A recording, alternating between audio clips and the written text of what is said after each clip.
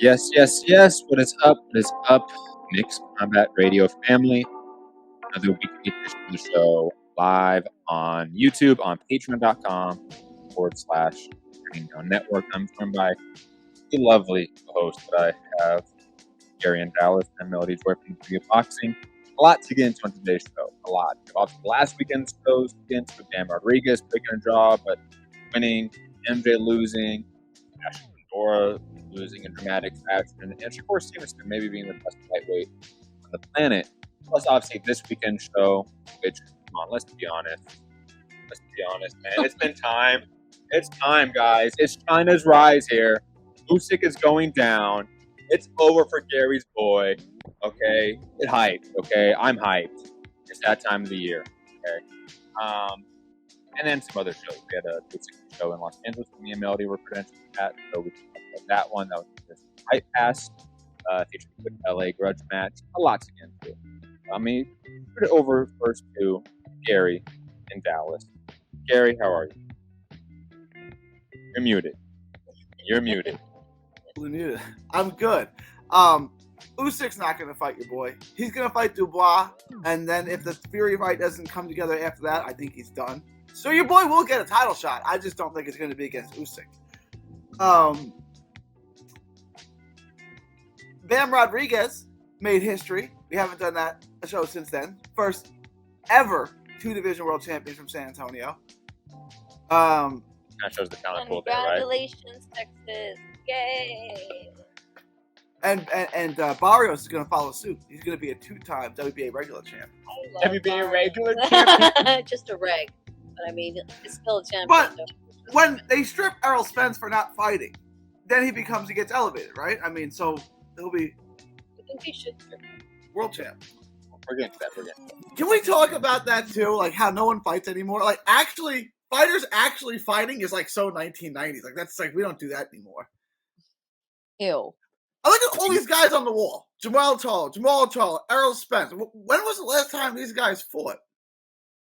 I actually cannot tell you. It's been 1 year ago today that Spence fought. He doesn't even have anything on the docket. It's not like he's got to fight in 6 weeks. There's like nothing.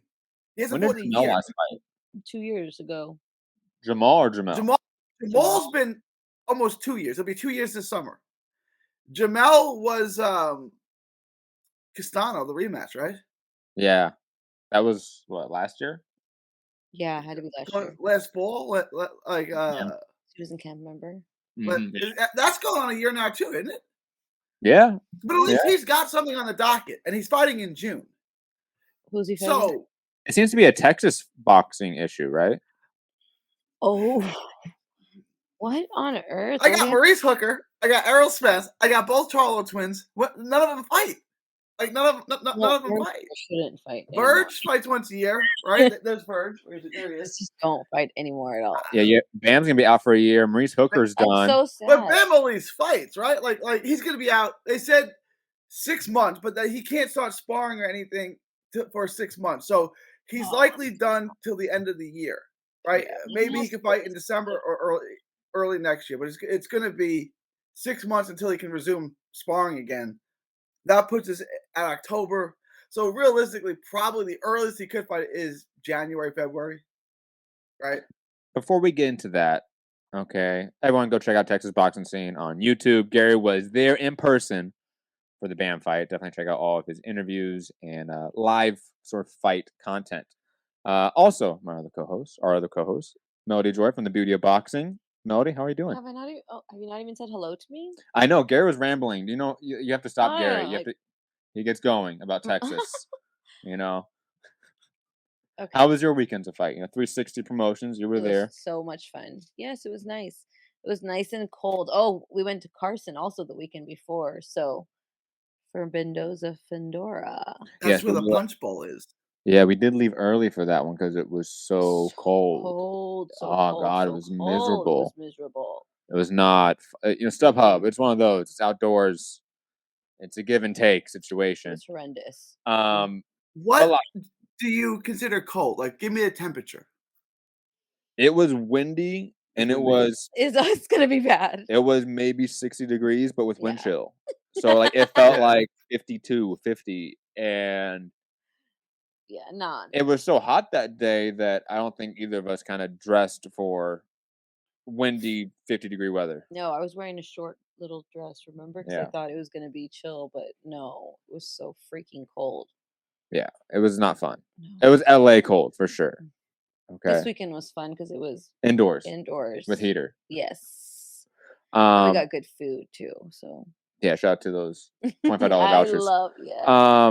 But Ooh, digressing. 360. Loeffler gave you $25 worth of vouchers. Each. So we had $50. That's good. And he was nice enough to say, and you guys go get like Modelo's too, but the vouchers specifically said you cannot get alcohol with them. Yeah. So it was kind of I felt like it was an entrapment there from Tom, you know, like, do you want me to go buy liquor and then say like I can't? They were gonna let you drink in the press area. That's what Tom They said. did. Hey, Tom- we specifically got an email from Anthony Lever saying there's no drinking in the press area. Oh, you know what? That's Matchroom. It's different. Remember when Tom used to do it at the Avalon? Yeah. And literally at the Avalon, the media had its separate bar upstairs. Yes, that's true. And it was free. Yeah, vodka. it was open bar. It was open bar for media. Yeah, What? Tom liked Hey, Remember I told Tom about sugar daddies or something I called him? Remember? I do remember when I was drunk. When I was credentialed or like worked with Triple G's team for the first Canelo fight, that we had open bar at the press conference for us. We also at the press conference. Ooh, riled everybody up. Open bar at the press conference. yeah. No bueno. And then at the actual fight, we weren't in media section, we were in like VIP section because we worked with Triple G's team, but we got open bar there too. Ooh. So Tom has always been. He's very pro. I think he's like at least part Irish for how much he reps Callum Walsh. He must. So I feel like the Guinness flows through him, you know. Yeah, he's a wonderful provider. I remember doing the Munguia Spike Sullivan fight at the Alamo Dome, right? And I guess Oscar had fallen off the wagon, right? But so Chavez was in the press area doing the Spanish broadcast. Yes. And he just started letting people in, and then everyone was drinking in the press box, and then everyone was like a party. So then the scantily clad 20-year-olds all right, go ahead, just go in, just go in. So I got these two half naked 20-year-olds sitting next to me, right? And Jair Martinez from Fight Hub, he's like in between. I'm like, who are you with? They're like, we're just fans. It's but they've cracked down a little bit. That was 3 years ago, so they've cracked down a little bit. That was a little over the top. Well, plus big shows usually have a different set, you know, that's the reality. Big shows usually really give out those ethics and guidelines. You can't really be drunk at a big show like the Canelo fight or the big fights in Vegas. When you're regularly credentialed. Yeah, and try to be productive because you have to walk so much, and then you got to be responsible for camera stuff, your laptop, keys. That's a mess. That's I would say no drinking on those kind of, If it's a local club show, I feel like the rules are always a little bit different with terms of etiquette and stuff. Plus the type of media you see are usually different. Media for big shows aren't necessarily the ones that are there for the small shows, depending on your market. Right? For example, we were at a small 360 show. Yeah. You get some people that are there that go to big shows, but not always. It's about half and half for who gets access there. So just a different clientele, so to speak. We were supposed to talk about BAM. Oh, yeah. We did at this 360 show have a little bit more people that normally wouldn't be there because Anderson Silva was there, remember? Yeah, and it's 360. 360 is a midway promotion. It's not just a small time club show. They have UFC Fight Pass access.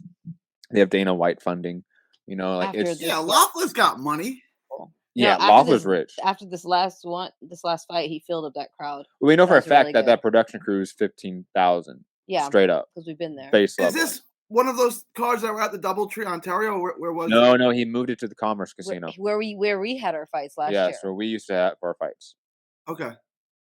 But anyways, digressing, guys. Back to BAM. BAM. Gary's in Texas, and was it San Antonio? How was it? Undercard. What do we got going? We have Mark Castro, Madrimov, Raymond Ford, who hates Gary. beating Apparently hates Magdaleno in me. the upset. MJ MJ losing to Marlon losing. Tapales. I mean, it's some good stuff. Losing. How did you get? Well, let's. You want to start with the undercard? Or you want to start with Bam? Start at the undercard. All right. Mark Castro, great amateur. He ain't it as a pro. Like, if you look at where Keyshawn Davis is compared to where Mark Castro is, same age, it ain't even close. Like, Mark Castro, he's about to get beat. Do you remember Raymond Ford, after he lost to Eddie Vasquez, he came back on the Bam Rodriguez versus Rungvisai card, and he fought a guy named Rick Medina from San Antonio? I want to remind everyone that Raymond Ford does not have a loss on his record, and this is Gary's haterade and why Raymond Ford does not like Gary. You can go to Texas Boxing Scene, and you can pull up the interview, the press conference with Eddie Hearn, post-fight, and he said Raymond Ford lost. And it's always an uncomfortable thing to tell your fighter he lost, right? It's not, I think he lost. Like, it was one of the worst decisions I'd ever seen. And it's not just because Eddie Vasquez is a personal friend of mine. It's because it was one of the worst decisions in the history of the sport. Yeah. It's no shade at Raymond Ford. Like, you don't got to cuss me out, pal. Like, it's nothing personal. You just lost. Don't shoot the messenger. Dude, I can see why it's heated though, because like he doesn't have a loss on his record, man. And I know, like Gary, hey, I understand how like we think and stuff, but yeah, I can see why Raymond Ford doesn't like you. But like, so his next fight, he fought a kid named Rick Medina from San Antonio, in San Antonio. Good friends with Rick Medina's promoter and team, and they all told me he was going to beat Raymond Ford. I'm like, no, he's not. Like, I don't think Raymond Ford sucks. I don't think he's trash. He just lost to Eddie Vasquez, right? Like. And like Eddie Vasquez says, Eddie Hearn promised him a rematch, and then that never happened. And Eddie Vasquez is like, I would stay the hell away from me too if I was his team, right? Like, and he should, because you got beat up bad. You should stay away from a pressure fighter like that. But what were we even talking about? You were talking about the undercard. Yeah, Mark Castro is not it. Raymond Ford, pretty good performance, but Castro is one of those guys, great amateur, not it as a professional. I think he's going to get farther than you think. Like, he'll hover in a top 10 spot eventually. But that's not what he was signed to be. He was signed to be a world champ. He was signed to be Keyshawn Davis. Like, if Keyshawn Davis just became a top 10 guy, wouldn't you say that's a disappointment? Wait. Keyshawn Davis is a top 10 guy? Are we sure about that? No, I'm saying if that's all he ever became. Oh, yeah. I understand what you're saying. Yes, but I mean, any of these like blue chip prospects, like a few amount actually materialize into like long term champions. You even have guys like Joseph Diaz, who is also embroiled in like rape scandals and stuff. Digressing, like he's like a multiple time champion, but he doesn't have the career that you would expect from that 2012 Olympic team, right? So, I mean, it's one of those things where you're right, that's a disappointment. It's also not totally unexpected. And I would also say that Matchroom has missed on a lot of their prospect pickups. Especially in America. Bad. Yeah. I mean, obviously, like in the UK, Matchroom's a titan and overall has like a monopoly over the market in the UK, if we're being quite honest. Queensberry is a nothing compared to it, especially in terms of actual profit margins. And they're also doing really good stuff in Italy. So, like, yeah, the UK does good stuff in other places. I mean, Matchroom does good stuff in other places, but here in the US, they've been hit or miss, and more on the miss side. More on the miss side. Ammo Williams, good signing. But he's also not a guy that's going to be a world champion and have this long reigning career. Like he's not going to have a long reigning career. He's going to be in a world title fight. He's going to get a world title shot at some point. Whether if he wins or not, who knows? So Mark Castro. Because Castro had such expectations, right? Like he was signed, like he was supposed to be. Yeah, he was supposed to be their Keyshawn Davis. He was supposed to be the future of Matchroom USA, and he's not. Like I get it. He does. I'm not saying he sucks. He doesn't suck. Raymond Ford's better than he is. Well, I mean, they're just different styles. Like Mark Castro's an aggressive style where like he's going to get hit more. He's going to look more susceptible to damage and violence and offense. Guys like Raymond Ford, Keyshawn Davis, they're boxers first. So their mentality is like, I'm not going to get hit as much. I'm going to try to counter. I'm going to try to maximize my efficiency here. And it's just a totally different style. I don't necessarily think that one is better at this point in time, especially Raymond Ford and Mark Castro. Keyshawn Davis, I do think, is a level above those guys. But I don't know what his ceiling is. It's very hard to tell with these prospects. I mean, how many of them have like not panned out? Honestly, we've had a lot of this is the next Mayweather, this is the next this guy, this is the next that guy, and none of it's happened. I mean, how many times have we heard this is the next Manny Pacquiao after every Filipino wins a major fight? None of it materializes. So I'm not expecting it to happen. I'm expecting guys of these nature, like when they're get a little hype as a prospect, I'm expecting to get to the top 15. After that, who knows? It's a toss-up. It's a toss-up. It is. Yeah. It's the margins of error are so small. All right. And then the MJ. Did you guys think MJ lost that fight? I had him winning wide. And I'll be honest, I only watched highlights of it. Me too. Because we missed it. We missed it, yes. I forget why we missed it, but we missed it. It looked like a boring fight from what I saw. You know, Match put up like the 20-minute highlight reel, thought, right? The Filipino did better. From what we saw, I mean, we saw, he did better. From what we saw and what Match put out, I'll put it that way. The way they edited it was that it was a slow fight. Both guys at range, looking at each other for most of the time. Yes. MJ just never pulling on the trigger. Did you ever see his power during that fight? The last 2 rounds, the last 2 or 3 rounds, yes. MJ had that huge comeback that it looked like was really putting on Marlon Tapales. But again, I didn't square it round by round. Right. So it's possible, I would assume, because of the way the first 8 rounds, 9 rounds went, how slow they were, that you can find 4 or 5 rounds for MJ. I mean, all the scorecards were close except for one. One guy had it, Javier Alvarez had it 118-110. But every other judge had it. Who had 118? That was Lisa Jumbo, wasn't it? No. You got there's Javier Alvarez 118-110. Okay. Sergio Calles 113-115, and Jose Roberto Torres 113-115. Actually, that 118 might be towards MJ. I don't know. That's towards MJ. That's how I had it. Like I was sitting with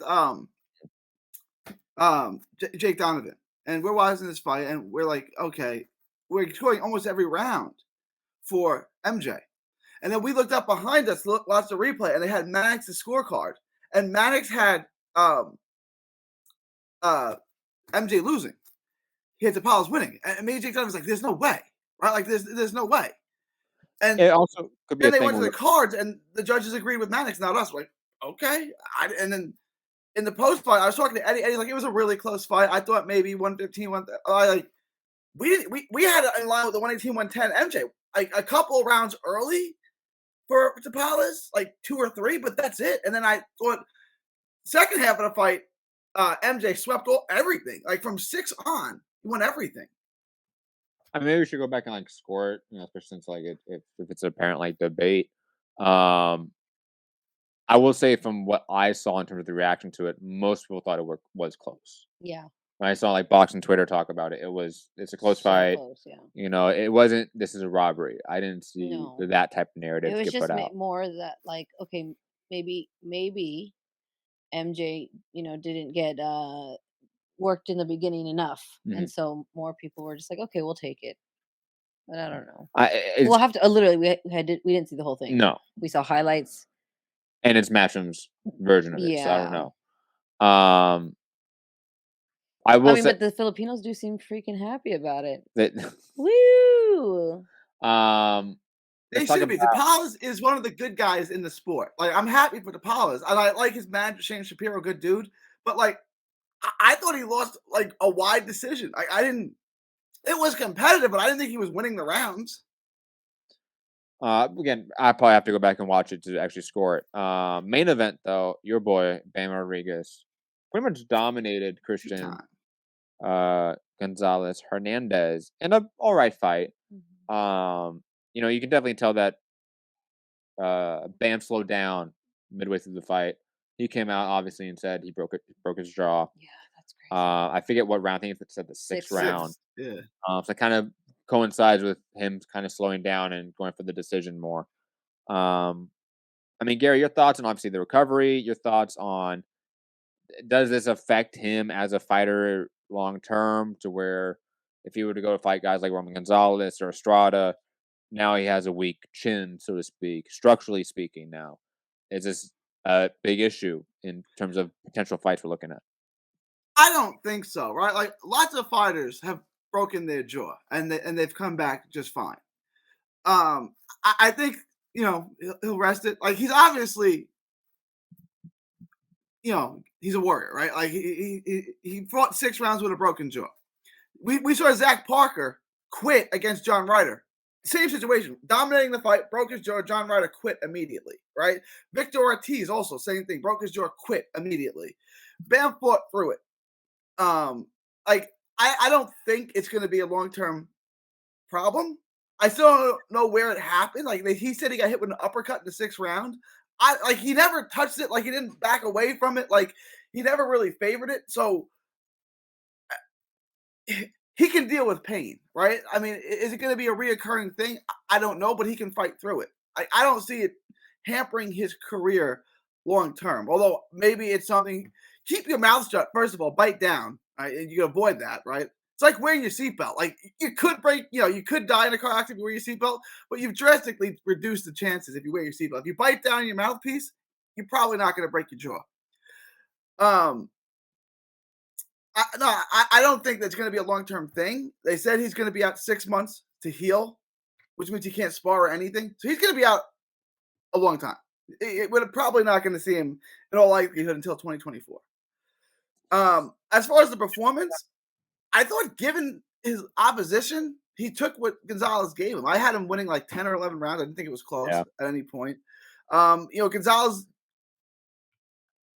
I don't think came to win, or at least not after a couple of rounds, right? Like, because he was landing some shots on the inside, like he was having some success on the inside, but he just didn't want to be there, right? It's like, well, this is Bam's wheelhouse. It was like, you're fighting for a world title. You may never get another shot again. You're having your best success on the inside, not on the outside, on the inside. So I know, like, that's not conventional, but wouldn't you want to stay there? Like, wouldn't you want to fight on the inside where you're having success? At least give it a shot. Maybe you get knocked out, but maybe you win a world title. I was a little bit disappointed with Christian because I thought he could have fought a little harder. Where I felt like he was fighting to survive pretty early on in that fight. And he wouldn't engage, and he was just like content with losing rounds. I felt like, and going the distance. Yeah, I pretty much agree. Melody, any other thoughts on this card before we head to the next one? No. Let's move on. We have a lot to get to. Yes, we do. ESPN that same day, Shakur Stevenson fought Shushiro Yoshino. I believe I pronounced that name. I'm probably butchering that completely. And Shakur, I mean, dominated this undefeated fighter. I mean, it wasn't even close. He got him out of there within 6 rounds. This was probably the meanest we've seen Shakur. I think him at 135 presents a lot of issues that now he's sort of grown into his frame, grown into his size, added more muscle, and then obviously the massive skill set he has, the massive IQ he has. He might be the best guy at 135. Technically speaking, pound for pound. If you put him up against Loma, Devin Haney, Tank, Ryan, and we have a tournament, he beats them all. Yeah. I mean, that is a distinct possibility now. And I'm actually probably leaning that way. Where even a guy like Tank, who I think is the best in the division, technically speaking right now, I think he could get picked apart by Shakur. I think Shakur is the type of guy that could answer anything that Gervonta has, pick him apart, and get him out of there within 8 rounds. I mean, Shakur is that really mean, sort of Bernard Hopkins-esque fighter. It's... When you look at his style, it shouldn't be exciting, but to me, it's really exciting. I love how he breaks down opponents. Gary, thoughts? Yeah, he's the most skilled fighter in the weight class. He's the best boxer. Like, he's gonna out Devin Haney. Like, if they fought, he's just better at everything than Devin Haney. Haney's bigger, but that's about it. Tank Davis is the one fight because I've always said if you have the explosiveness, the power, and the timing that Tank has, eventually you're going to knock everyone out. That's the one fight I would kind of put an asterisk in there. I don't know. Like, he could Ryan Garcia is going to be beating him until he gets knocked out, right? Like, Leo Santa, like, you're winning until you get knocked out. And, Yes, Shakur Stevenson is a master craftsman. He's way more crafty than any of those guys I just named, right? But Tank's timing is impeccable, and it's so explosive, and he hits so hard. To me, it's just a matter of time. So I think he could run through that division until he gets in the Tank, and then I don't know. Yeah, because you don't know what kind of damage he's gonna have been done until he gets there. Well, I mean, yeah, Tank's the one asterisk I have, right, Mhm. for Shakur's run through this division. I think he picks apart Loma. I think he picks apart Haney. Like you said, out Haney's. I like that description, Gary. And Ryan Garcia, I think, is just not a test for Shakur, to be quite honest. But Tank has the power, the timing, the speed, and he has really good boxing ability. I think that's something that he has picked up more as he's gone on in his career. Tank's defensive abilities have improved. Mhm. His IQ has improved drastically as well. Um, I don't know. Shakur just seems otherworldly to me, where like nothing phases him, nothing bothers him, and it's effortless. It's so effortless every time he fights.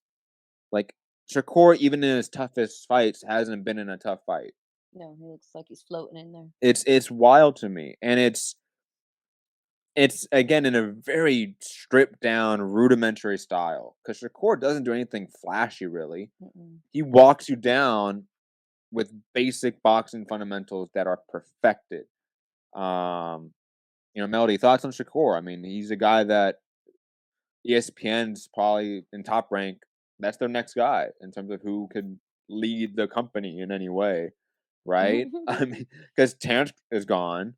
Tyson Fury is Tyson Fury. In the UK, not able Who else does top rank really have that to. can Kayla care? Mary, do you know? Oh no. We're gonna get some Kale Mary later, okay? No, I mean, honestly, Shakur, they have to hold on to everything they have. Oh yeah, If I'm top rank, I make sure he is happy, he's he the is new cash satisfied, cow. and I am pushing him in New York City. Like Yeah, that's where like every fight from now on needs to be in New York City or New or Jersey. Jersey. If I'm top rank, there's no reason to have him fight anywhere else in the world. Have him be the Zab Judah, the Miguel Cotto, New the East York Coast. tri-state, Yeah, draw. Because he can do he that. can I think. hold the whole East You Coast think? for I sure. think yeah. Just like Tank can go to Baltimore right now and Oh sell out yeah, oh any yeah. venue. Like Tank at Baltimore Ravens Stadium, I think would be a massive fight for the right matchup. Like that's how I would promote. But I don't know. I'm rambling. Melody, any thoughts on Shakur? Before Gary jumps in, I know him. No, I'll let Gary go ahead and talk. I don't really have anything to say because you've already just said, Everything. yeah. Bob Arum is going to put him in Reno, Nevada again. After you just said this, I'm going to put him in Reno. That's how I can get him out there. Deal with the casino. Nah, Eddie calls up Bob and like, Bob, I got this great deal on a Oh, casino in no. Mulvane, Kansas. Okay, fantastic. Trust me. Get Okay. the whole crowd there. No, that'd be terrible. I mean, Gary, you're a guy that's lived in New York. I spent some time in New York, more than Melody has. What's your thoughts on Shakur being the next Zab Judah or Miguel Cotto level draw for the tri-state? Cotto's going to be tough, right? Because I know Shakur Stevenson is Puerto Rican, right? His mom's Puerto Rican, right? So he's got that. But you don't look at him, let's say he's Puerto Rican, like Miguel Cotto, right? He has the Puerto Rican flag on his trunks. He's Puerto Rican. It's the same thing as the pitcher, Marcus Stroman, right? Marcus Stroman said, I'm going to pitch on the Puerto Rican national team. He's like, but you're black. He's like, mom's from Puerto Rico. I can pitch on the Puerto Rican national team. But, all right.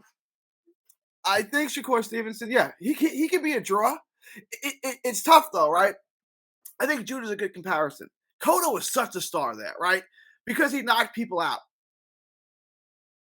Is Shakur going to knock people out at the highest level? He could, but he's got to commit to that. Like he can get you out, but he can't get you out in a hurry, right? It's going to be systematically break you down, pick up the pace, and then stop you. Does he want to do that, right? Because Pretty Boy Floyd did that, right? Mm-hmm. Old Man Floyd, Money Floyd, I'll just win all 12 rounds, right? So I don't know, right? If you can't stop people and everything goes 12 rounds, it's going to be hard to be a draw. But you say Zab Judah. Like, Zab Judah came up. He was supposed to be a southpaw version. Like he was supposed to be what Shakur Stevenson is right now. Like that's the kind of hype that surrounded him. And Judah had a good career, right? Mm-hmm. But like he was supposed to be the next great one, and he was just good. I love that. I was just gonna say that He's I love on that. the, oh, you can't see him. He's on the wall. Oh, he's on the wall too? He's on the wall. There he is. All the way. Yeah. I wonder like what like a stoppage win over one of those big four names would do for Shakur. Like if he was to fight Lomachenko or Haney in the Garden or the Barclays Center and stop one of them, like that would be massive. and on you have the ESPN backing and push. It feels like it'd be so natural as a promotion to do that. Yeah. I feel like if they miss it somehow, it's just another one of those signs that Top Rank is so far behind on how to promote boxing nowadays. And even though like this is like old promotion like tactics, like put a guy in his hometown, like build him up that way, like. But it's like they don't know. No, it's like they don't know how to change from the old way of doing boxing. I feel like they even forgot their old ways. They don't know how. They don't know what to do anymore. What the fuck they're doing, or maybe they just have half and half. Like they're half of the old people, half new. The new generation, and they just don't. There's no unison. There's no direction. Yeah. Yeah, you know what I mean. So I don't know because Shakur could be an easy Zab Judah level star, and I think like Gary said, like you have to get him a little bit. He has to get some big finishes to be a Miguel Cotto level star, and I'm going to put asterisk to that as well because I don't think he's ever going to be the pay-per-view level draw of Miguel Cotto. I think that's hard. Earl Spence isn't that, honestly. Like Miguel Cotto was 300,000 plus for a good while. Earl Spence is a 200,000 plus consistently. I don't think Earl Spence doesn't fight, so factor that in too. Every Gary sounds hurt. He sounds a little hurt about that. Anyways, Jared Anderson, Gary's thought of the next best heavyweight, won early against George Arias. Keyshawn Davis won a little bit late against Anthony Yiggett. Though, I mean, it's not like Keyshawn Davis is the heaviest hitter, so not too surprising, but he dominated as expected. Carrington. Bruce Carrington got that massive KO. That was nice. And Troy Isley of the Isley brothers also got a big win. So that's important to see. Isley brothers? I hope he's related to the Isley brothers. Dude, that'd be nice, huh? In an era where we randomly saw Anderson Silva's son fight and we had no idea that was happening, I wish this Troy Isley is like the son or great grandson of one of the Isley brothers. Okay, that's all I gotta say. Anyways, Gary, Melody, any other thoughts on the ESPN Top Rank card? Any hot takes on Jared Anderson beating Zhang? He would beat Zhang. I think the only guys he wouldn't beat right now are Usyk and Fury. Agree to disagree, Gary. Shout out to Jared Anderson, though. He is the best, I think, boxing prospect at heavyweight we have right now. Because Dubois and Joyce are no longer prospects. Like, Jared Anderson's the next great prospect that we have. What about Frank Sanchez? I'm not sold on Frank Sanchez. I think Sanchez is good. I mean, he's good, but I don't know. I mean, he has that one issue that Cuban fighters have where, like, sometimes in the middle of the fight, their head just goes somewhere, and that's not the fight. And I don't know what it is with Cuban fighters, but it seems to be, like, a running trend with them. I don't know why. I love Cuban fighters to death. I know Gary does too, but I mean, the Bartholomew brothers, Luis Ortiz, Gamma Rigondeaux, Yorkis Gamboa. I mean, the list goes on of Cuban fighters that just kind of go cuckoo every once in a while in the ring. I've seen them they look like lights out.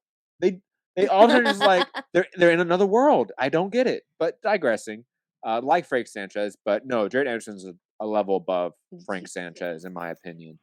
Also that weekend, speaking of Frank Sanchez, I think he was on the card, wasn't he?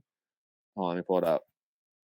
Wasn't Gary? Wasn't he on the Fundora card? Yeah, he got a first round knockout over Daniel Martz. We missed that one because that happened right before we got there, Melody. Okay. We missed that one. I just a stay busy fight because he hadn't fought in a while. Oh yeah, because we didn't see Corona either. Yes. But the main event, Sebastian Fundora versus Brian Mendoza. Wow. Talk about ending a prospect's hype. Rough. I mean, look, I think I need to come on the show and say that I was wrong about Sebastian Fundora. I thought he was kind of going to steamroll Brian Yeah. Mendoza, because I thought Mendoza was going to be an aggressive fighter, but a hittable fighter, and Fundora's a better inside fighter. That didn't happen. And then Fundora got, knockout of the year. Wow. It's close to it. Yeah. It was fantastic. It was lights out. Brian Mendoza, put his name in the hat for a Jamel Charlo fight. I don't think he's going to get it, but he put his name in the hat, Yeah. and he's close to getting it, in my opinion. He can probably just wait it out. Like, he can wait out Charlo fighting somebody else Mm-hmm. and then get a fight in a year if he really wanted to. That wouldn't be out of the question if he wanted to take a little break from the run he's been on. A way to put your name on the map, Mr. Yeah, Mendoza. Congratulations. That yeah. was a great knockout. Gary, any thoughts? I thought it would be. I thought Mendoza was good. I said that on the last show that we did. I didn't think that would happen. I didn't pick him to win, but I thought it'd be a good fight, and I thought so. Fundora's good. He's gonna have success. I don't think like this is over for him, right? I don't think he's done. He'll be back. He's good, but he's flawed. Like he's got flaws. If you can, like it's like Paul Williams, right? Like Paul Williams, I love him, but like you could expose him because he was defensively flawed. Now he was offensively really good.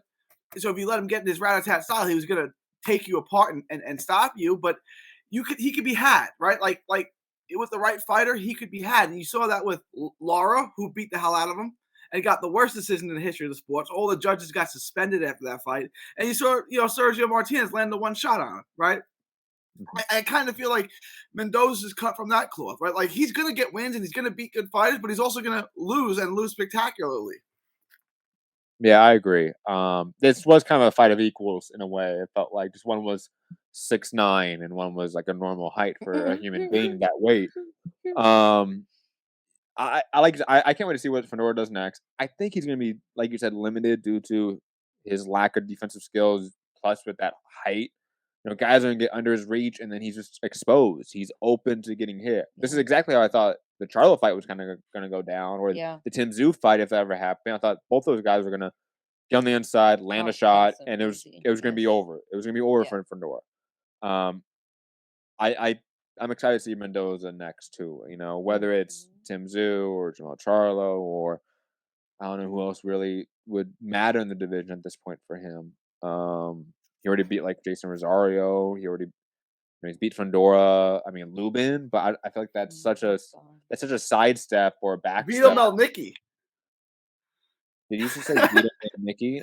Gary, get off this show, okay? Vito Melnicki's gonna lose to my boy Jose Charles. On this Garcia. He's fighting on the 10 card. He's fighting on the undercard. Anyways, Brandon Lee picked up a win against Pedro Campa. Gabriel Maestra defeated Devin Alexander. Adrian Corona and Jerry Perez had a draw.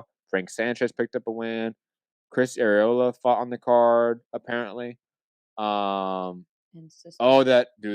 Pacheco brother. The Pacheco brother knocked out Felipe Torres and broke his neck. The guy was straight onto the stretcher. It was bad. It was so bad. They said that he broke his neck. His eyes were open when he was knocked out, and his neck, because it was broken, just hanging. Because he almost fell out of the ring, but his head fell out. So his head's dangling off the side of the ring. Oh my God.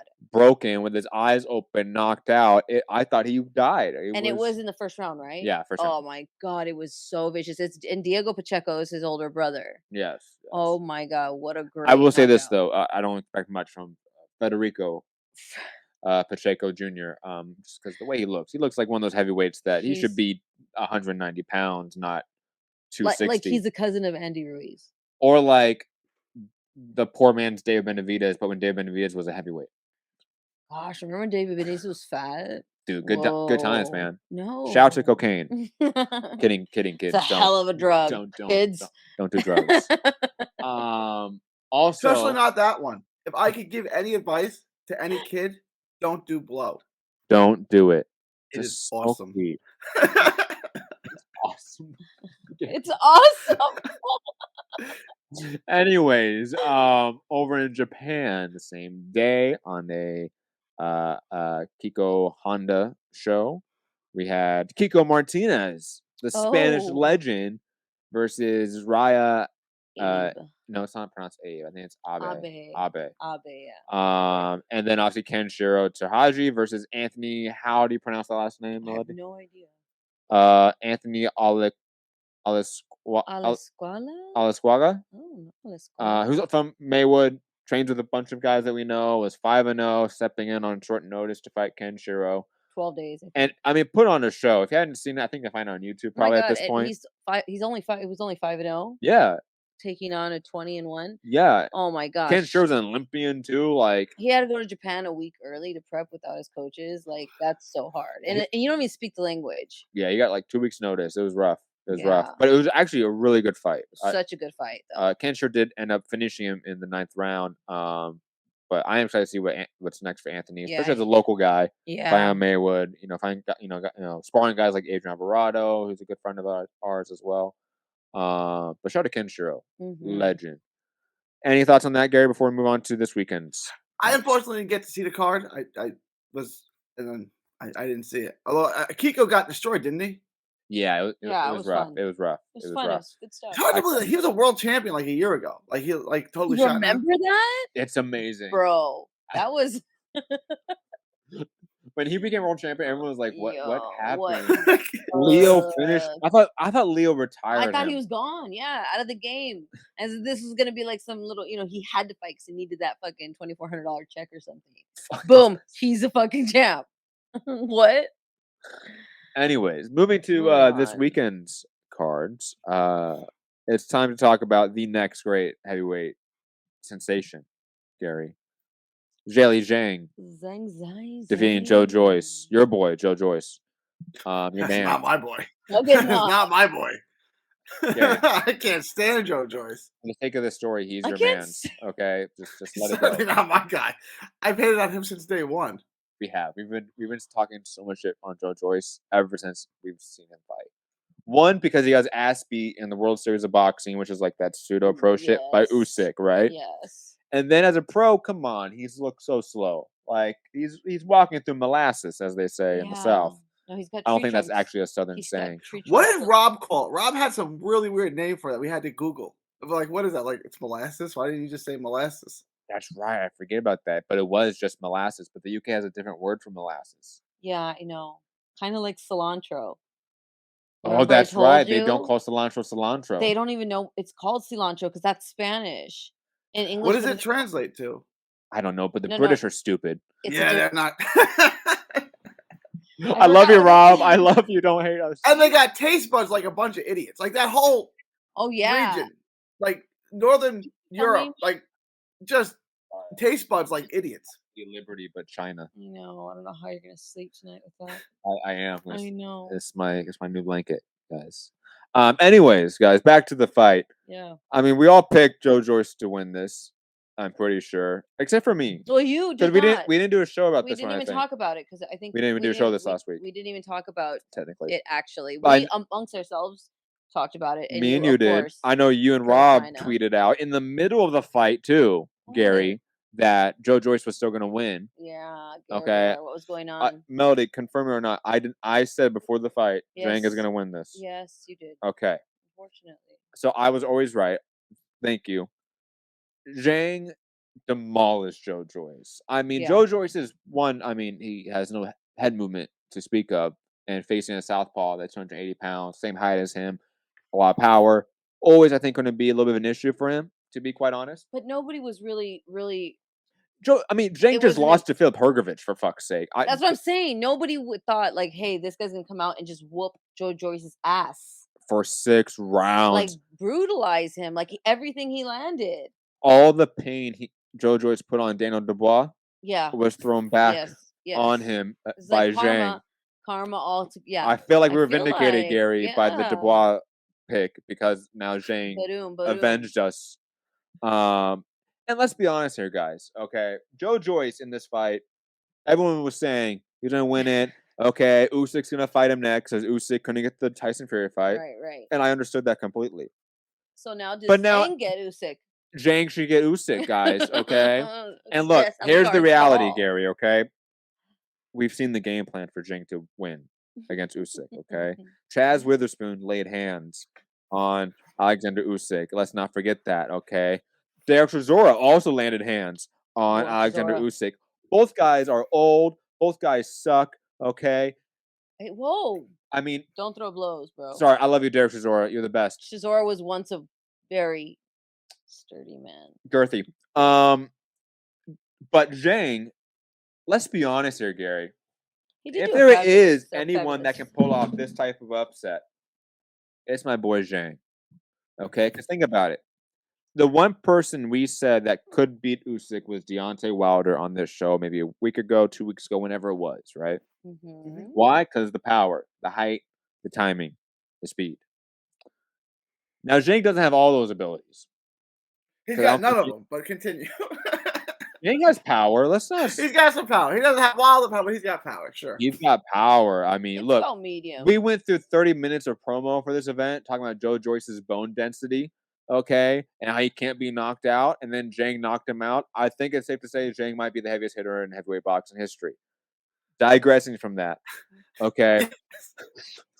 It's true because Joe Joyce isn't even human. He's kind of like a Greek god. Like he's more than like a human. Like he was built in a lab or something. Like Joe Joyce is like the hype behind. I'm like, it's Joe Joyce, bro. Like it's Joe Joyce. They measured his bone density and said it was like 5 times denser than the average human. This is before your time. Frank Warren had a heavyweight, and the English people, I wish Rob was here, had a heavyweight named Herbie Hyde. Herbie Hyde won a WBO belt before the WBO belt was recognized. And Frank Warren goes, and you don't even know the name Herbie Hyde, right? Never heard of him, right? I heard of him. Frank Warren goes, he could beat Ali. It's like, whoa, bro. It's like, bro, this is Herbie Hyde. Like they do Joe Joyce. Like they're making him out to be like he's Ivan Drago, like he's indestructible. It's like the reality is, Gary, okay, Joe Joyce was on a great run, right? He was. I mean, he beat guys that like are respectable names like Carlos Taka and Brian Jennings, who are respectable, and then beat like former champions Joseph Parker, who I think put him in that position for a title shot, right? Zhang just lost to Filip Hrgović and had a draw with Jerry Forrest. So I'm not going to sit here and say that Zhang like should be the favorite against Usyk. I'm not insane, guys. What I do see though is that Usyk is a very small heavyweight that has been hit up by respectable but average guys as well. And I think the idea of Zhang having a very successful 4 to 6 rounds and maybe that being enough to stop Usyk is a distinct possibility. He's going to have to stop him early. After round 6, though, Zhang has cardio issues. So I think the reality is that once it goes past 6, Usyk's in the clear. Yeah, it's going to be hard. So Zhang does have a very small window to capitalize on a guy that's going to be fast, that's going to be moving, that's also a fellow southpaw, so he doesn't have that easy lane for his left hand. I know, because I know Gary's going to say that stupid shit as a counterpoint. But Zhang has the size and the power to definitely land and hurt Usyk. And I will say that I don't think Zhang gets the respect in his boxing abilities that he should get. One, the Filip Hrgović fight was a very close fight. I think he only lost due to his cardio. Jerry Forrest, a very similar fight where he gassed out. What if he fought Wilder? I think Wilder would outpower him in a sense. I think Wilder has more one-punch knockout power than Zhang. Just like, and again, I would pick Wilder against Usyk in a fight. I think I'm going to pick Zhang against Usyk and be the 4th Chinese world champion in history and be a unified heavyweight champion. I'm picking it right now. And I hope, and honestly, in like a boxing, like for the sport, China's only been involved in boxing since the early 90s due to a variety of reasons. Right. And check out my article, thebeautyofboxing.com, wrote about that. There's only been 3 world champions from China. There hasn't been any really major events in China except for Macau, which is a casino island off of the coast of Hong Kong. There hasn't been any mainland shows, so to speak. I would love it if like an Usyk Zhang fight could happen in China in front of like 100,000 people. I mean, that's doable. I think it's absolutely doable, especially with the way China has handled like public events now. That's possible. And So it would be, China and Ukraine, you and think? They could be it would be good for the sport. You have a country of I 1.6 don't know if I wanna billion. be in that China and Ukraine mix. No, they're cool. They're cool. It's not Russia and Ukraine. We're good. We're I good. mean, We're good. We're good, guys. I don't know. China's friends with everyone. China's friends with everyone. Um, but I think what it could do for the sport as a whole, something like Kobe going to China and what that did for basketball in China, we've seen that effect, and it's Mhm. 1.6 billion people. That type of talent pool that's been untapped would be really important to support and to add infrastructure to. And this type of event, I think, would sort of be the catalyst to that, so to speak. That's sort of my 2 cents on Zhang beating Usyk, And 4th champion. China taking over the China sport. taking over the sport, yes. That's it, 50 right? years, China's going to be like, how we talk Yeah. about Japan and Japanese boxing, right? Like, give China 50, 60 years. I would not be surprised for them to be in that situation where they have as many world champions. They have as much of an invested combat sports ecosystem. We've seen it growing with MMA because of Zhang with the UFC being a former UFC champion. We've seen MMA be pushed a lot in China now. So boxing, I think, is sort of the next thing to take over. I just don't see why not. It's a country that has been very adamant, like we need to have international acclaim in sports, You know, and boxing is an international sport. my heart belongs to the Philippines because I love the Philippines. China and the Philippines are That's what cool. I'm saying. So Asia, it'll up every country in Asia. I'm saying. Yeah. So for me, it'll make me happy because I love my Philippines. And then there's Thailand and all of Japan. It'll be good for all of Asia. Well, China's the biggest What is market. so good about Thailand, right? The coach of the Arizona Cardinals, right, Mhm. got fired, and he got a bunch of calls to be an offensive coordinator on a bunch of teams, right? And he said, "Don't call me. I'm going to Thailand and not coming back."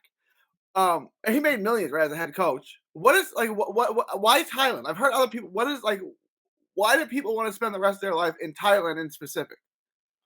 I think they're very friendly towards U.S. Right. I was expats. gonna say that they have a lot of resort like type living, Yeah. private resort type living away from public on They, their private islands, and it's a it's yeah. catered to It's white. built its industry around tourism Yeah. and expats, so to speak, Western expats. It is also a very beautiful country. So Yes, like, it's one beautiful, of those things where beautiful like I country. can imagine like if you go to Asia and visit there, like Thailand, especially speaks to someone because of its beauty, its beaches. I Mhm. can see that 100%. And Also, lady boys. also, a lot of Thai people do speak English too. Like if you're in the Yes. city, Yeah, well, if it's a tourist spot, yeah. a lot of Thai people speak English, so it's one of those that again, it's accessible Mhm. in a way where like other countries may be a little bit harder. Like for example, like I know Japan, just because of its population density, it's harder to actually get Japanese citizenship if you're an American, for example, because it's so densely populated. They can't take in a bunch of Others. immigration, so to Yeah. speak. Um, that's kind of why Thailand's a big country. It's wide open. And it's not tapped into. It's kind of like certain It's areas in it's definitely Africa. underdeveloped. Yes, yes. Like when Ghana got Ghana to having champions. Well, yeah, we're Ghana. Thailand has always been a hub for like Muay Thai and Thai boxing, right? Hmm. And that's there for like at least 1,000 years tradition. Like that goes back a very long way.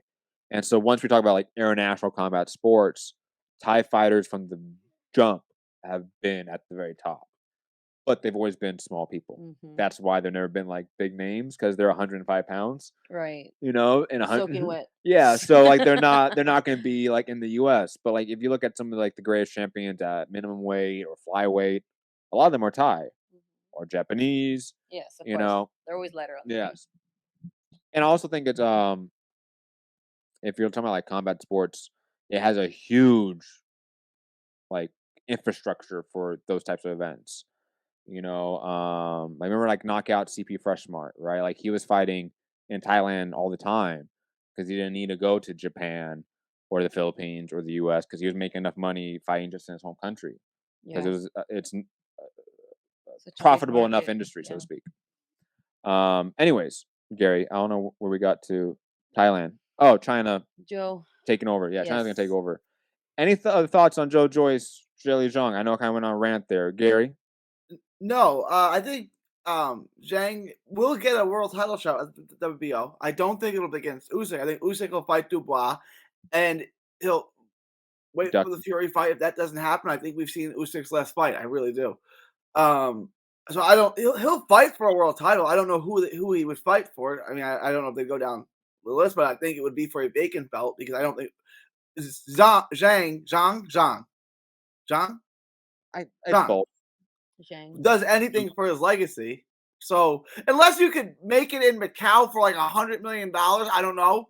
Maybe then he takes the fight, but I don't see Usyk taking that fight. I think it's Dubois, and then it's either Fury or retirement because he's like 36 now, Usyk, right? Like he can walk away Scary. undisputed cruiserweight, and then unified heavyweight champion, 7 belts, no losses. Like it's a heck of a career for Usyk.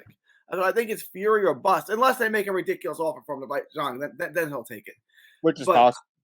I mean, that's. yeah. Once in the stage, that would be that'd be massive. I mean, if you're trying to money have put into this in that. like Beijing or Shanghai, Yeah, like that's it's such a mega event, and those are such mega cities. We're talking about cities that are bigger than like New York City. like 10 million. Like it's like their metropolitan areas are so developed and so It's densely crazy. populated. You have such a naturally, I think, rabid fan base for just entertainment in China. I can't help but see somebody throw a big check at Usyk. Maybe he doesn't take it. Yeah. It's possible. Like you said, like it's a potentially a risky fight, and it does really nothing for your legacy in a way. And Like you can go out like like Gary said, like you can just retire now and you have a Hall of Fame resume. Yeah. Pound for pound resume. So why do that if it's not worth it? He beats Fury, that catapults his legacy even more, so it's worth it. Yep. Michaela Mayer didn't catapult anything in this win against Lucy Wildheart. Opponent came out on 24 hours notice. Christina Lindau. Yeah. However you pronounce the last name. Had a discrepancy with her eye exam, so she was not given a license in the UK. And so we got Lucy Wildheart. Fake lens in her eye. And we got Lucy Wildheart in 24 hours notice. From Swiss. Yes, Melody wrote an article on thebeautyofboxing.com. Everyone should go check out. I talked a lot about the Michaela Mayer fight. I mean, Melody, you want to give us your thoughts on what you thought with Mayer? I wasn't that impressed. Mayer has continually kind of put on ho-hum performances. A rough loss, but we knew before the last fight she had. Alicia Baumgartner. She was before Alicia. Michaela Mayer was gonna take us, all the rounds. Jennifer Hahn. But as soon as she fought Hamadouche, her lost, I mean, it's been hard for her. But she's boring. She's boring, unfortunately. You know what I mean? Like, I just don't see like any. You see her outfit? She was white and it was like covered with blood. Like her nose was all bloody. Like, what? I can try and see. Like, okay, this is somebody new. You have to change tactics. You have 24 hours to look up how to fight this girl, but you're supposed to be top cream of the crop here. You're supposed to be. In her eyes, she thinks she got cheated out of a win and she should have beat Alicia Baumgartner. So, I mean, why didn't you show up and give us a knockout? Why didn't you give us a Terry Harper, like Alicia did? Instead, we got every round. I mean, great, she was walking her down. That's what you should have done, but why didn't we get a knockout? Why didn't we get anything spectacular from her? I don't know, and I don't know if we ever are. You know how I talked about Shakur earlier as like, it's effortless and he just like kind of just goes through like the fundamentals, but he's mean, he's aggressive, like he's unrelenting. Michaela Mayer is none of those things. No, the only thing she has is she has like the dog in her. Like, I don't know if it's childhood trauma, foster home. I don't know what it was. She just has this little But I don't see it really. It's not enough, I don't think. It's just not enough. I don't see her ever get aggressive with her opponent. Like go after them with a combination of flurry, try to put them out. Like, I just don't see that. I see her kind of go by the numbers. Gary, your thoughts? I kind of agree with Melody. Like, I think she tried to pick it up with Baumgartner. It just didn't work. Yeah. She tried to. It's just, and the more she did that, the more she fought in Alicia's hands. I get what Melody's saying. Like, but I also agree with Matt. Like, there's nothing like she's fundamentally good and she's long for her size, but she's not like. And I personally dislike her, so this could be biased. I openly root against Michaela Mayer. Like, I don't like her. I met her. She was unpleasant. I guarantee you, she's nasty to the waitstaff at a restaurant. Like, that's just the kind of vibe I got from her. Right? Like, I guarantee you, like, she doesn't tip well and she's mean to the staff. Like, she's degrading to the staff. I guarantee it. Like, that's the kind of vibe. It's like Chris Mannix. If I hang out with Chris Mannix, like I guarantee you, he's not nice to the waiter. I guarantee it. I guarantee it. Guaranteed. He's like this. This has one ice cube in the like, I love how like Gary is throwing like slander on Raymond Ford. We're like, whoa, Michaela Mayer, whoa. Hold on. Chris Mannix, yeah, fuck that guy, man. Throw it on. He's the worst. Fucking. Oh, I gotta stop myself. But like I've got to know Chris Mannix from covering a bunch of fights, right? Yeah. And the first time he looks at you, like, don't even bother talking to me. But then, like, I'm there with Jake Donovan and I'm talking to Josh Franco, and then he'll come up and talk to you. It's like, but you didn't want to, like, you wouldn't acknowledge me when I was being friendly like 2 minutes ago, right? Like, I could just like, and he's dating. What's your name, by the way? Did you know that he's dating Seniesa Estrada? No. Oh yes, they went on dates. They went on a couple dates. Like they're together. Yes. Yeah. Like 3 or 4. She can't do better than him. She's got her own money. She doesn't need him. Like, she can't do better than him. No shade at Chris Mannix. Well, a little bit of shade, but like, he's not a good-looking guy, is he, Melody? Chris Mannix is not handsome. Sinessa, Boo Boo, you can do better. Yeah, girl. I'm not trying to throw any shade, but like, Chris Mannix is a 4, right? He's not a good-looking guy. Sinessa, go get yourself Pete Davidson. You can do that. Like, what are you talking about? So that'd be perfect. Because she's like a stunner, right? Like, I saw, and like, you see her in a fight and she's attractive. She was at the fight all dressed up. Like, she looks like a supermodel. Like, she's very beautiful. Yeah. I'm so in love with her. And talk about like great personality, like pleasant person to be around. I love it when she says my name. Like, she said my name. Sinessa said, like, oh, hey, Melody, can you get that? Oh, my God. Hey, Melody, can you take me to the back? Oh, Sinisa, thank you. It made Calm down. Remember that time? Remember the time? I'm sorry. I know you're in love. I with love her. Sinise. Yes. She's so nice. She is probably not mean to the waiters. She was. Tips really good, and she's like, they need it. Chris is all, stop it, give it back. Yeah, you don't need to give them Chris tips. would be the one to take it off the table when she left. Fuck, he would. Anyways, that was the most shocking news on this entire show, that Chris Mannix is dating Seniesa Estrada. I can't believe you didn't know. I didn't even share that with you. I'm sorry. I thought maybe that's too. Yeah, it's not. It was like when Caleb Plant and Jordan Hardy started dating. Like, it wasn't. They weren't slow playing it. Right? I remember being at a fight that Jordan was working, and like Caleb was getting like handsy with her. I'm like, and then like 3 months later they were engaged. I'm like, I'm not. Well, wait, when you guys find out the other one that I know, remember the one that I know? Oh, when people find out about that, no, it is not public yet. It has not been public yet at all. What? No, I know they were. She told him to go ahead, but no, it has not been public yet. So when people find this one out, the UK is gonna fucking rage. UK will go nuts for that one. They're gonna rage. It doesn't involve Ebony Bridges. Oh no, she's Australian. We cannot confirm or deny. Okay, so I'm gonna take that as a yes. I'm not looking.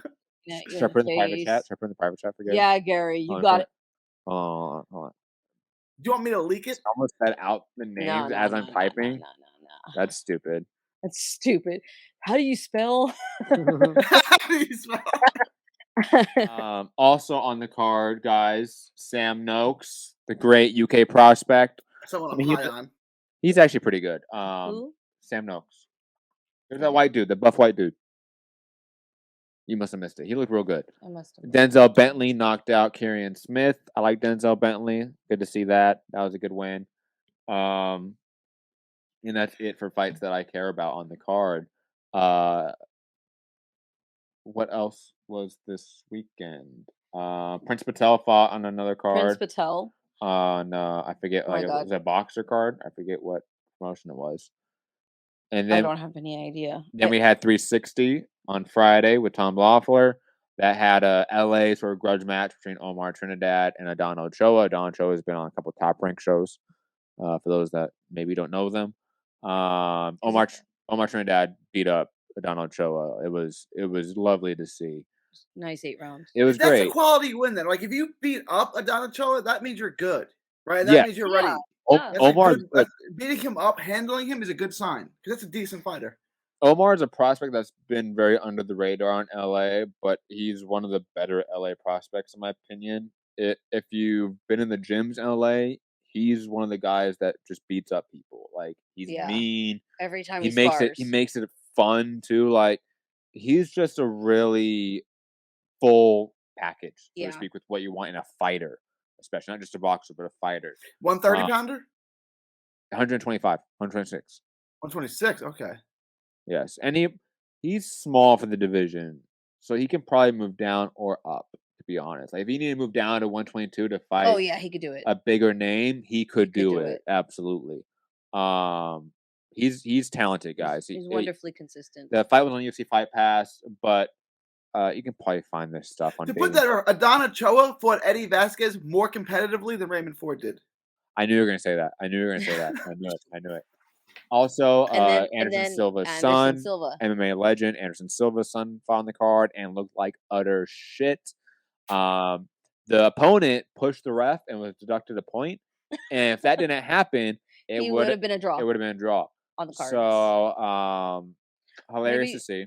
Maybe boxing isn't for him. I don't know. I mean, he fought a guy that was 0-6. Why did he pro debut in boxing over MMA like his dad? It's more money. That's why. Well, honestly, like if the top level MMA fighters are getting guaranteed $600,000 checks. You're a top level boxing person, you're getting $5 million. Mm-hmm. You know, like it's drastically different in terms of the paychecks at the top. So if you're thinking, hey, my son could go far, I would probably push him boxing over MMA.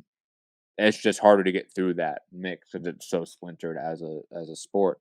But he looked like shit. He fought a guy that was 0-6. He got hurt. He only won because of the deducted point on his opponent. You know, I'm not high on it. It's like other legends and their sons. Like they all kind of suck. The only one that was ever kind of good was Chavez Jr. Yeah. You don't think Conor Bennett's good? He's not going to fight ever again, probably. He's going to fight in Texas. You could go to Texas boxing scene and see my interview with Eddie Hearn. And Eddie Hearn said that Texas has the best commission in the United States and one of the best commissions in the boxing world. The best commission to That's pay. That's like me saying Shaquille O'Neal is one of the best free throw shooters. It's like, you don't really mean that. Like, I guess best is subjective, right? Like, what do you mean by best? Like, he's the best teacher. He gives everyone an A. Okay, well, what do you mean by best, I suppose? Right, because my kid doesn't deserve an A. I know him. Okay. Let's be honest, Gary. Texas is probably the worst commission. No, Florida, don't you dare. It's the worst of the major commissions, right? No, Florida doesn't get any fights, so that's why Florida's never in the discussion. Douchebags. Florida. If you talk about, I guess New Jersey is not one of the major things, but New York, California, Texas, and Nevada, like Texas is. They go to get licensed. Tommy Morrison went to Texas to get like the Margarito for a reason, right? Like. Evander Holyfield couldn't get licensed in New York, so he went to Texas. Like business license in Delaware. There's a reason. What's his name? The Venezuelan fighter that killed himself and killed his wife. Edwin Valero. Yeah, he fought in Texas. That was the only place he could get licensed. That was how he got licensed too. It was after Texas. Head injury, which he shouldn't have gotten. It was a car accident, right? Motorcycle accident. Anyways. Digressing from that, but it was cool to see Anderson Silva in the house. Yeah, and of course we had like Ellie was there. Ellie Setback was there because of Ellie. And he's asking Tom Loeffner, "What do you think about Nate Diaz? Huh? What do you think?" We're not going to talk about Nate Diaz, Jake Paul. If anyone listening, I don't care about that. I mean, I'll watch it, morbidly curious, but I don't want to see Jake Paul knock out Nate Diaz. I don't need to see that in my life. It's gonna be rough. Yeah. Ozzy Lopez, good LA guy, friend of ours. He found the car, had a draw. He just wasn't active enough. Honestly. No, and this guy was good. Remember? Yeah, 4-2. Not good. He just was a little bit more. He's 4-2 and all 4 wins by knockout. As a B-side, that's potentially tough for a new fighter. Gloria Mongilla, is that pronounced last name? Now 3-0. She's fighting out of the same gym as Omar Trinidad and Arnold Barboza. She looked pretty good as well. And then there was a Marv Nation show as well, but we didn't watch that. And then I think we're missing one other show this weekend, or is that it? That's all I have on the screen. I believe that's it, everybody. I think that might be it. Ladies and gentlemen, not tomorrow. Yeah, tomorrow. I mean, if we did miss something on this show, I'm sure we wrote about it, so you should check out our articles. And I will say, for anyone listening right now, tomorrow, or if you're listening, actually, it's today, Monday, live on all 3 of our YouTubes. Definitely remember to put in the comment section a question, topic you want us to talk about on Wednesday's show. Because most of you are on Patreon, so you're not watching the live show. Understandable. But leave a comment, and when we post it for free the next day, so we can talk about whatever questions you have on the following show. So your questions do get answered. We do get some engagement with you guys that are listening and watching. Would really appreciate that. I think that's it, guys. Final thoughts time. Gary, final thoughts?